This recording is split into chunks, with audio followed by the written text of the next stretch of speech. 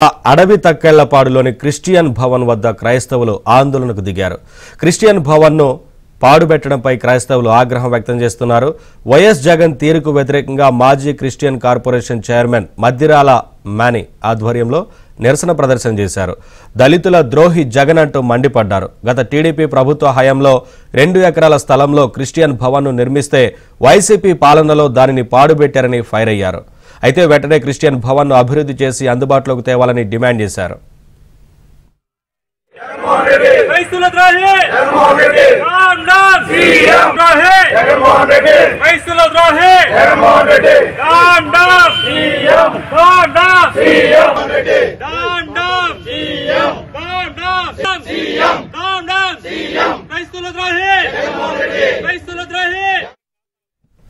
క్రైస్తవుల ఆందోళనపై మరింత సమాచారాన్ని మా ప్రతినిధి సాంబశివరావు అందిస్తారు.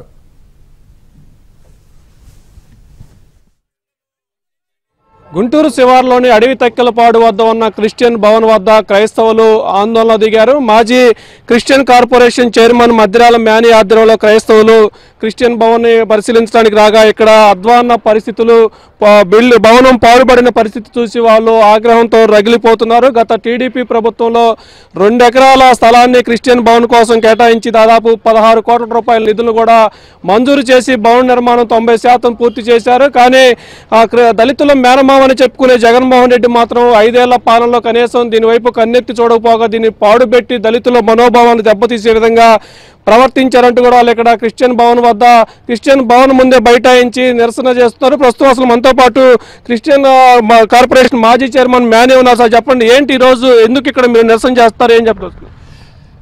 రేపొద్దున్నే క్రిస్మస్ ఈ రాష్ట్రంలో ఉన్నటువంటి ప్రజలందరూ కూడా ఎంతో సంతోషంతో జరిగేటువంటి పండుగ, క్రైస్తవులకి ఏకైక పండుగ క్రిస్మస్ పండుగ. మాకున్నటువంటి క్రైస్తవులకు ఉన్నటువంటి క్రిస్టియన్ కమ్యూనిటీ హాల్ని ఏమన్నా రంగులేసారా, శుభ్రపరిచారా లేదా అని చెప్పి చూద్దామని చెప్పి నేను క్రైస్తవ సోదరులందరితో కూడా ఈ యొక్క ప్రాంతానికి రావటం జరిగింది. వచ్చినప్పుడు చూస్తే గుండె రగిలిపోయింది, చాలా బాధేసింది. ఎక్కడ చూసినా పిచ్చి మొక్కలు, ఎక్కడ చూసినా మందు బాటిళ్ళు, ఎక్కడ చూసినా సిమెంట్ కవర్లు, ఇవన్నీ మోకాళ్ళ లోతున నీళ్లు, ఎక్కడ చూసినా చెత్త చెదారం, భయంకరమైనటువంటి పాసిపట్టి భయంకరంగా ఉన్నటువంటి భవనం. ఆ రోజు నారా చంద్రబాబు నాయుడు గారు ఉన్నతమైనటువంటి ఆలోచనతో క్రైస్తవుల పట్ల ఆయనకున్నటువంటి ప్రేమతో ఆ రోజు మా క్రైస్తవ పెద్దలందరూ కూడా సెమీ క్రిస్మస్ వేడుకల్లో ఆయన దృష్టికి తీసుకొచ్చారు. అయ్యా, మాకు ఈ గుంటూరు పరిసర ప్రాంతంలో క్రైస్తవులు ఎక్కువగా ఉన్నటువంటి ప్రాంతం, క్రైస్తవుకి రాష్ట్ర వ్యాప్తంగా ఒక భవనాన్ని కనుక మీరు ఏర్పాటు చేస్తే మేము క్రైస్తవులందరం కూడా దాంట్లో మాకు సంబంధించినటువంటి కార్యక్రమాలు అయితేనే అన్నీ కూడా చేసుకోవడానికి వీలుగా ఉంటుందని చెప్పి 2 ఎకరాల భూమిని కేటాయించమని చెప్పి ఆ రోజు మా క్రైస్తవ పెద్దలందరూ కూడా అడగటం జరిగింది. వెంటనే ఆన్ ది స్పాట్ కలెక్టర్ గారికి పిలిచి వారికి వెంటనే 2 ఎకరాల భూమిని కేటాయించమని చెప్పి చెప్పడం జరిగింది. అడిగిన వెంటనే 6 కోట్ల రూపాయలు కూడా శాంక్షన్ చేసి ఇవ్వటం అనేది జరిగింది. దురదృష్టవశాత్తు ప్రభుత్వం పోయింది, వైఎస్ఆర్ ప్రభుత్వం ఈ రాష్ట్రానికి వచ్చింది. దాదాపుగా 151 సీట్లతో అధికారంలో ఉన్నటువంటి జగన్మోహన్ రెడ్డి ఆ రోజు క్రైస్తవుల ఓట్లను దండుకోవటానికి వాళ్ళ అమ్మకు ఒక బైబిల్, వాళ్ళ చెల్లికి ఒక బైబిల్ తీసుకొని వాళ్ళ నాన్న సమాధి దగ్గర ఆయన ప్రార్థనలు చేయటం, అందరిని కూడా ఓట్ల కోసం మోసం చేశారు. నిజమే, ఒక క్రైస్తవుడు రాష్ట్రానికి వస్తే క్రైస్తవులు అందరూ కూడా బాగుపడతారు, బాగుంటుంది, ప్రశాంతంగా ఉండిద్ది అని చెప్పి మేమందరం కూడా ఆలోచించాం. అయితే ఆయన దగా చేశాడు. క్రైస్తవులు మోసం చేసినటువంటి ముఖ్యమంత్రి ఎవరన్నా ఉండారంటే అది జగన్మోహన్ రెడ్డి అని చెప్పి కూడా ఈ సందర్భంగా తెలియజేస్తున్నాను. అతని కనుక నిజంగా ధైర్యమే కనుక ఉంటే రేపొద్దున రేపే క్రిస్మస్ ఏదో ఒక చర్చిలో ఆయన పాల్గొని ఇదిగో క్రైస్తవులకి నేను ఇది చేశానని చెప్పి దమ్ము ధైర్యం ఆయనకు కానీ, ఆయన నాయకులకు కానీ, ఆయన మంత్రులకు కానీ ఎవరికైనా సరే దమ్ము ధైర్యం ఉంటే రేపొద్దున్న చర్చిల్లో అనౌన్స్ చేయమని చెప్పి కూడా నేను అడుగుతా ఉన్నాను. ఇప్పటికైనా కానీ జగన్మోహన్ రెడ్డి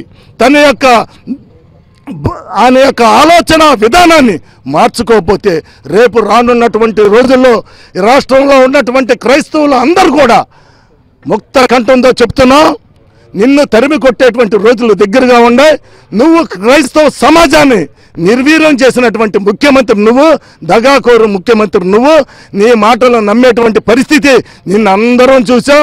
నువ్వు బైబిల్ పట్టుకున్నా, మీ అమ్మ బైబిల్ పట్టుకున్నా, మీ చెల్లి బైబిల్ పట్టుకున్నా, నా ఎస్సీలు, నా బీసీలు, నా ఎస్టీలు అని చెప్పిన అన్న ఎవ్వడు నమ్మేటువంటి పరిస్థితి లేదు. నిన్ను ఈ 4 సంవత్సరాల 7 నెలల కాలంలో నీ మనస్తత్వం ఏందనేది అర్థమైంది. నీదంతా హిట్లర్ పరిపాలన, నీదంతా నియంత్రిత పాలన. ఇటువంటి పాలన మేము ఈ ప్రజాస్వామ్య దేశంలో, ఈ ప్రజాస్వామ్య రాష్ట్రంలో ఎవ్వడు ఒప్పుకోడు. నిన్ను తరిమి కొట్టేటువంటి రోజులు దగ్గరగా ఉన్నాయి. క్రిస్టియన్లు అత్యంత ఘోరంగా మోసం చేసిన వ్యక్తి రాష్ట్రంలో ఒక జగన్మోహన్ రెడ్డి మాత్రమే ఉంటాడు. వచ్చే ఎన్నికల్లో జగన్మోహన్ రెడ్డిని తరిమి కొట్టేందుకు క్రైస్తవులు మొత్తం సిద్ధంగా ఉన్నారంటూ కూడా క్రైస్తవ సమాజం అయితే ఇక్కడ ఆందోళన చేస్తుంది. ఇది మొత్తానికి గుంటూరు శివార్లోని అడవి తక్కెలపాడు క్రిస్టియన్ భవన్ వద్ద క్రైస్తవుల ఆందోళనకు సంబంధించి.